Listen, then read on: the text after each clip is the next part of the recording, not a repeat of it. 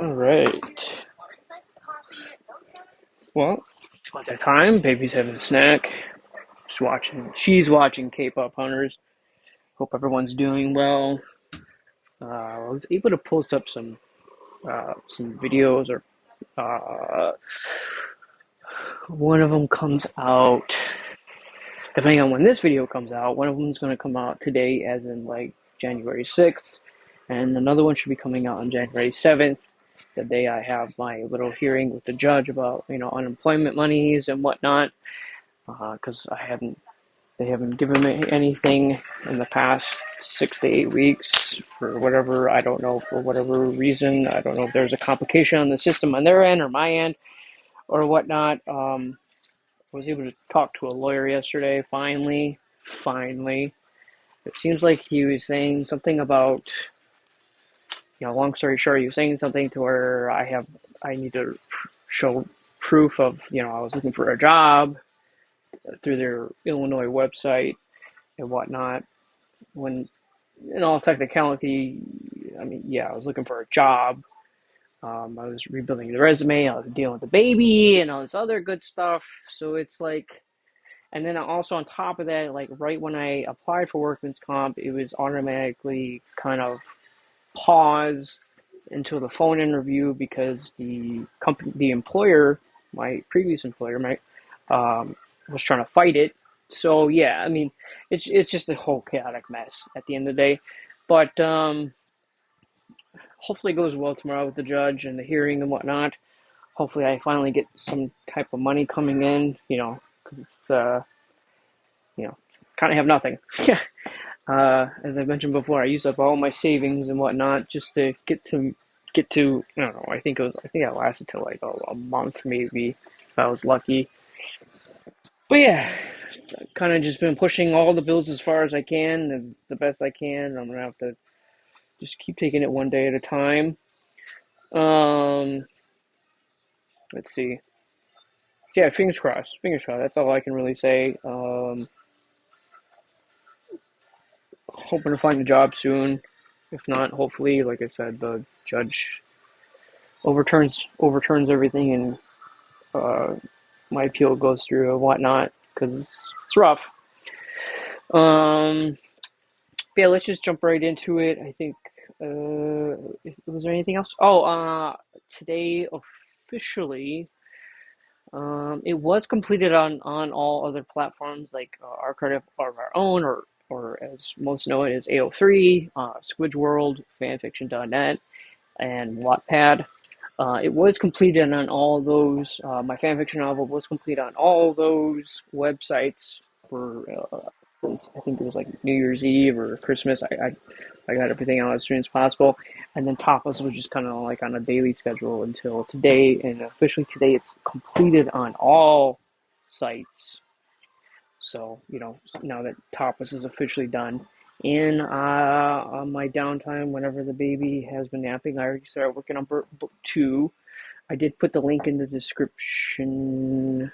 It was a Linktree link in the description of the read along review number for Action Comics 15. There is a Linktree link in that. It gives you all five options depending on what website you prefer to use. As I mentioned before, it's a fan fiction novel, kind of like a prequel of Alfred's story before he moves to Gotham and whatnot, set within the same universe, not the full completed DCEU, everything that happened before. So pretty much it's just the Man of Steel, the Batman vs Superman, and then the Zack Snyder's Justice League. So it's within that continuity. I do have a bigger roadmap for everything to where it will integrate some things and do some other things from old films and current films currently out. Even some of the aspects of some of the ones that most people didn't like. For instance, um, not a lot of people were a fan of the Flash movie. You know what I mean? It's gonna pull in some of those things, and that's going to be like the big key component of what's going to happen later on in the story. But for right now, it's kind of just it's leading up to Man of Steel. So I mean, if you've ever seen Batman versus Superman, Batman said he's been active for 20 years. So it's everything leading up to that point. What happened in those 20 years. It's going to be pulling, concepts from comics itself. It's going to be pulling concepts from TV shows, movies, the whole works, and it's going to just integrate it and spiritually add it as a prequel in the mythology of what Zack Snyder did for his 3 movies. Um, but yeah, and then obviously it's very loosely. I mean, there's some things that are the same, but the time frame and whatnot is completely different. It's loosely based on the season 1 of the HBO or HBO Max's Pennyworth TV show, and that TV show was a prequel to whatchamacallit, Gotham, the Gotham TV show that was on Fox, and uh, um, and just focus mostly on Alfred's time in London before he moves to Gotham, before he becomes a butler, or a father figure and whatnot. So it's touching upon that, but there's some things that some events I pulled from season 1 that do happen in book 1. It's kind of like because it's my first time ever writing something, or like a book, or even a fan fictional book or novel, whatever you want to call it. This is all new to me, so it's like the first book is probably going to be shorter than the second book. There's going to be 3 total, each based or inspired or loosely based on these 3 seasons of Pennyworth, and they're just going to integrate it into the I know most people call it the Snyderverse or DCEU or whatnot, but it's just going to be focus on that and add it to those 3 movies that I enjoy a lot. There's movies after that I do enjoy, like Aquaman, Wonder Woman, Black Adam, and whatnot. But it's going to be focusing on just adding a prequel story leading, for those 3 films. Like I said, it's a big roadmap. So it's like a roadmap within a roadmap, if that makes sense. So I'm pretty excited. As I said, I'm already writing book 2. Book 2 kind of just starts right at the end of book 1. It's going to go a little bit more deeper, a little bit more in depth as I, grow as a writer. Because some chapters in book 1 were kind of small, some kind of kind of medium sized, and some kind of large. I'm trying to keep them all, somewhat similar. If they don't, if they're not all the same or somewhat the same amount of words or characters within the chapter, then it's not a big deal. You know what I mean? It's a learning process. I'm growing as a writer, and it's just to keep my mind focused on not feeling down or depressed or feeling low or dealing with everything that's going on right now. So it's just like a little motivation pusher for me. Let's see. Oh, as I mentioned before, the comic's still on pause or on hiatus until, as I mentioned, I probably won't even touch it until, I don't want to use any unemployment money if the appeal gets overturned. I don't want to use any unemployment money for that, to get that continued. I might as well wait until I have an actual job and steady income again. Unless someone wants to go and donate something, I'm not asking, but if someone wants to help and donate, then we can definitely push that comic book forward again. As I mentioned, we changed artists. The original artist had some complications and whatnot. Had some bad feedback from readers and whatnot, so we changed, and we're just trucking along. Let's see. Is there anything else I can touch upon in this little intro I got for everyone? I'm trying to think.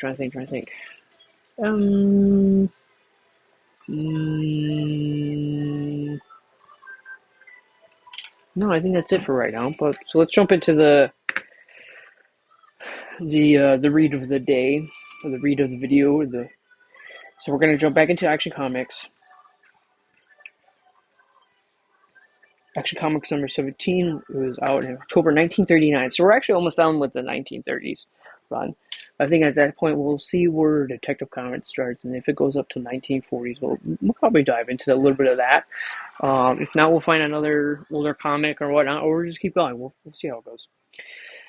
As I was mentioning, so yeah, Action Comics number 17, October 1939.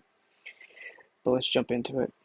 Superman by Jerry Siegel and Joe Shuster, leaping over skyscrapers, running faster than express trains, springing great distances and heights, lifting and smashing tremendous weights, possessing an impenetrable skin. These are the amazing attributes which Superman, champion of the helpless and oppressed, avails himself of as he battles the forces of evil and injustice. Frantically, the wireless operator of the steamship Clarion sends out the dread signal all seafaring men fear SOS. Why doesn't someone answer? If we don't get help right away. For the Clarion, its engine crippled, is burning in the midst of a terrific storm at sea. The Clarion bearing offshore, hundreds of lives imperiled. Wow, what a story. Get out there at once. Cover it. Let me add it. When Clark reaches the scene of the tragedy, he finds the Coast Guard about to swing into action. You mean they're going to try and reach the steamer in that raging sea? They'll try, but they'll never make it.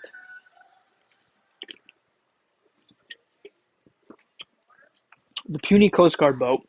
The puny. That's funny. No filter on that one. Sets out in the pathetic attempt to fight its way through the mountainous waves to the Clarion. The men row lustily, but in a matter of minutes the lifeboat is overturned and swamped, and a dozen brave men go to a gallant, watery death. Clark slips away from the others, removes his outer garments, revealing himself clad in fantastic Superman costume. It's time for Superman to take a hand before more lives are uselessly sacrificed. Shortly after, a lone uniformed figure streaks down from a cliff into the raging waters. Nature's unleashed fury pitted against the strength of one man. But what a man! Stronger than the howling winds and battering waves that seek to drag him under. Superman valiantly battles his way on. The awed onlookers on the beach can scarcely believe their senses. Something out to look. It's a man swimming against the storm, making headway. Will he make it? A hand flashes out of the water, grips the Clarion's swaying side. Superman has reached his goal. On deck, the Clarion, his passengers race madly about in disorganized pandemonium. We'll burn. Why doesn't help come? My baby, Nanette, where are you? As he climbs over the ship's rail, Superman takes in the situation with a glance. I've got to stop them before they kill themselves. Stop it, you fools. Collect your senses. Stand still. Listen to me. Stop it, you fools. Just flat out. Where did you come from? It's a ghost. Out of my way, I'm jumping overboard and swim to shore. You'd never make it. 1 second. Gotta give more wafers to the baby for his snack. Little mini wafers. A crowd of manned passengers swoop forward, meeting him head-on. Superman flings back through the air. Where's the captain? In his cabin, injured. Since the captain can't take care of the situation, I'm taking over for him. Get that? I'm taking charge. And my first order is for every able-bodied man to volunteer to battle those flames. Brought to his senses by Superman's commanding voice, most of the men volunteer. We're with you, fine. Now grab anything you can lay your hands on and beat out the flames. Under Superman's leadership, a courageous attempt is made to put out the flames. It's no use. Look, the flames are spreading from the hold. Bring me the deck hose. I'm going in there and put out those flames. If this doesn't work, nothing will. Don't go in there, you'll be burnt alive. The men leap upon Superman, trying to prevent what they believe would be a suicidal attempt. Let go, I know what I'm doing. Busting through them, he races into the midst of the flame. midst of the flaming hold, battling smoke and flames, Superman directs a heavy stream of water. Like a roaring fire, yellow tendrils leap at his figure. The hold hisses, smolders, a titanic battle between man and the dreaded element fire. But aided by his amazing resistance to flame and pain, Superman extinguishes the fire. While that's over, a cheer leaves the lips of the startled onlookers as Superman emerges victorious from the hold. He's alive. What's wrong now? The ship struck some rocks and sprung a leak. Will sink. Instantly, Superman is off at the speed of the wind and springs over the ship rails in a great leap. He's abandoned us? No, he's gone mad, committed suicide. Striking water, Superman swims to the rear of the stricken ship and seizing hold, swims pushing the ship before him. We're moving, but the rudder's not working. Then how? It's him. He's shoving the Clarion. Closer to the shore moves the mighty steamship, propelled by Superman's incredible strength. We're sinking lower. Will we make it in time? It's in fate's hands and his. As the vessel nears the beach, it catches on several rocks, remains suspended. It's pretty close to land now. The Coast Guard should easily reach it now, and so I may as well make my exit. A line is shot from the breach to the Clarion, and its passengers are transferred to safety. Now to rejoin the others. Next morning, Clark suggests to his city editor, about that story I wrote up last night. I'd like to visit the Clarion's wreck this morning. There may be a possibility of more news. Go to it. When Clark reaches his destination, he finds the Clarion has settled upon its side, and investigators are about to board it. I'm from the Daily Star. May I accompany you on board, if you wish? Together with the investigators, Clark seeks the cause of the tragedy. It was claimed that the fire spread from one of the holds. Then that'll be our first stop. When they enter the hold, look, quantities of inflammables and broken gasoline cans. You're right. It looks like sabotage. The vessel was deliberately set afire. Excuse me, I'm in a hurry. Excited by his discovery, Clark hurries to the main office of the Daring Lines, owners of the Clarion. I tell you, no one can see the general manager. He's not in. We'll see about that. Stop it. Put me down. First, we'll see if you're lying.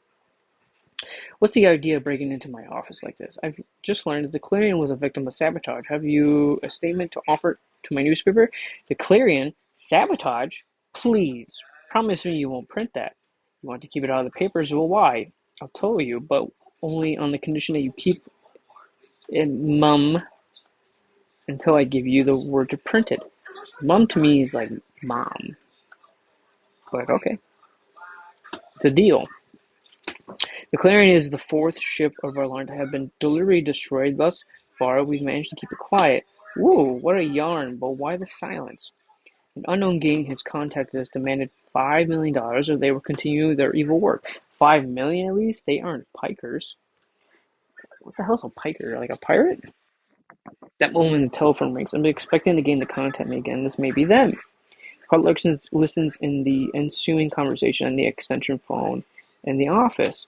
You know who this is? Once again, we've demonstrated to you how uncomfortable we can make things if you don't pay the price we demand.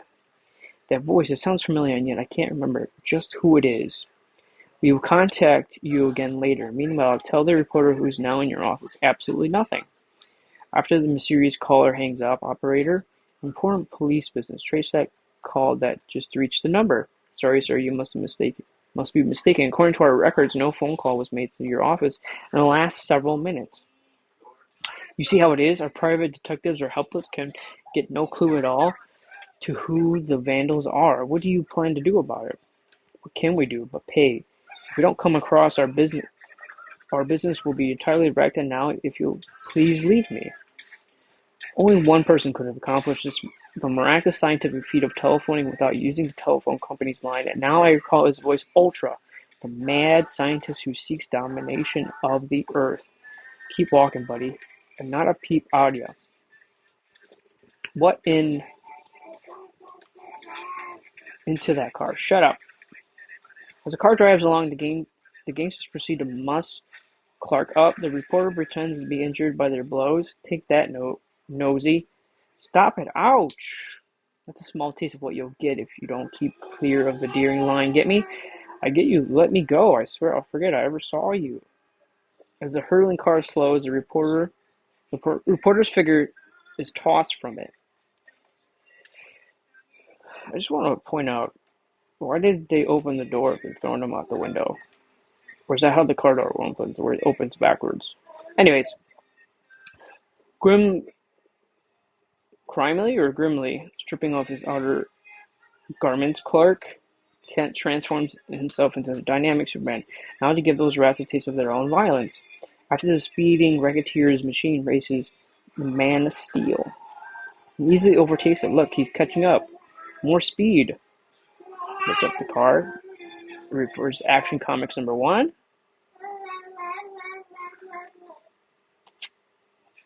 Or he resembles Action Comics #1. Up leaps Superman with his huge burden.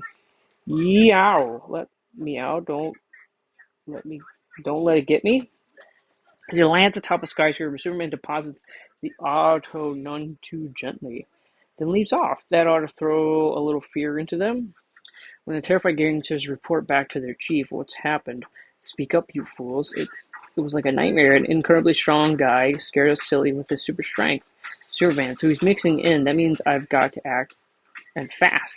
Ultra, mad scientific genius, adjusts a miraculous invention with which he can cut in on any telephone line without physical contact. If I'm going to continue my constantly subversive activities, I've got to get capital huge sums of it at once.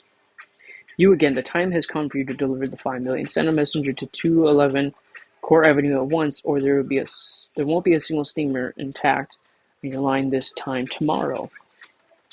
Will you comply, or must we? We'll do as you say. The sabotage has got to stop. Hanging by his fingertips beside the window, Superman's super hearing has enabled him to hear the conversation. I guess I've come just in time. Take this suitcase to 211 Court Avenue and guard it well. It contains the protection money. Don't worry, I'll see to it that it reaches the right party. Leaping high among the clouds, Superman keeps the messenger's car in sight. He's entering the right building now. It's going to be my move. I've given you the money, why don't you let me go? So that you can live to talk? No, I'm not that stupid. Eliminate him. At that moment, Superman burst in through the building's walls. Don't any of you move, or I'll give you a taste of some real action. The Man of Steel, it's him. Arrived precisely at the moment I expected you. For a man possessing super strength, you showed an amazing lack of intuition. I've been expecting you, Superman, and I'm prepared. Then try and stop me from appropriating that money. Another step and I'll discharge this acid gun at you.